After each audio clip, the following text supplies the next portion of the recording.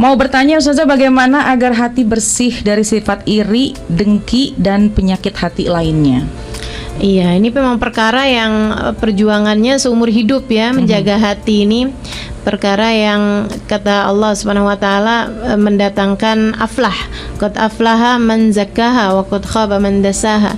Nah, jaga hati ini sesuatu hal yang harus dipelajari seumur hidup begitu kan ya.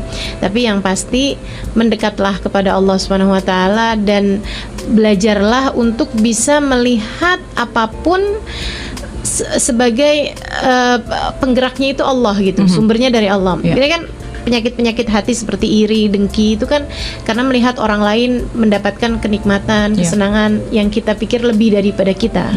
Selagi kamu melihatnya sebagai dia punya ini, dia punya itu, dia cantik, dia kaya, dia disayang suami, dia hidupnya lebih beruntung dan lain sebagainya, maka selagi kamu masih melihatnya dia dengan D kecil ya, makhluk gitu maksudnya, dia punya ini punya itu, ya akan terus datang perasaan-perasaan seperti itu. Tapi kalau ngelihatnya sebagai dia dengan huruf besar, Allah Subhanahu wa taala sang pemberi, maka kita akan bisa tahu bahwa manusia semuanya nggak ada yang memiliki apapun kecuali ketika dia diberi. Nah, kalau kamu urusannya terhadap urusan diberi, maka minta aja sama yang beri. Betul. Agar kamu juga dikasih apa yang diberi oleh Allah kepada orang tersebut kan begitu. Itu dengan cara itu semakin kuat tauhidmu, semakin kuat keimananmu kepada Allah, maka akan semakin berkurang pula lah penyakit-penyakit hati kita ini. Jadi ini memang pastinya banyak pendengar yang biasanya suka bersentuhan nih dengan masalah ada irinya, ada dengkinya, kemudian ada mungkin masih memiliki dendam misalnya, atau ngelihat yang lain kok dia punya ini sementara saya enggak gitu ya. Mungkin karena itu ya berarti Ustazah ya. Melihatnya jangan D kecil tapi D besar. Kalau memang melihatnya kepada Allah Subhanahu wa taala. Melihatnya kepada Allah, Allah yang ngasih, Allah yang beri, Allah yang bagi, Allah yang begitu kan ya. Dan bahwa yang Allah kasih itu semuanya yang terbaik kok bagi kehidupan seseorang gitu kan. Dia nggak cantik tapi kok disayang suami, ya mungkin ada sesuatu hal yang kamu nggak tahu gitu kan.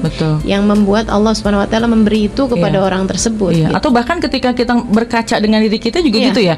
Kadang kita kalau ngeliat orang punya ini ketutup apa yang kita punya. Nah, jadi mungkin salah satunya tadi yang bersyukur ya terhadap apa yang Allah Subhanahu wa taala berikan kepada kita gitu kan. Jadi kalau udah sibuk dengan positif diri kita, udah nggak ada lagi mikirin untuk orang lain ya. Iya, betul. Baik, Masya Allah. Ini kadang cuma gimana Ustazah doanya atau amalan apa yang kira-kira bisa menjadi obat ya, hilang irinya, hilang dengkinya, apa nih yang harus kita baca?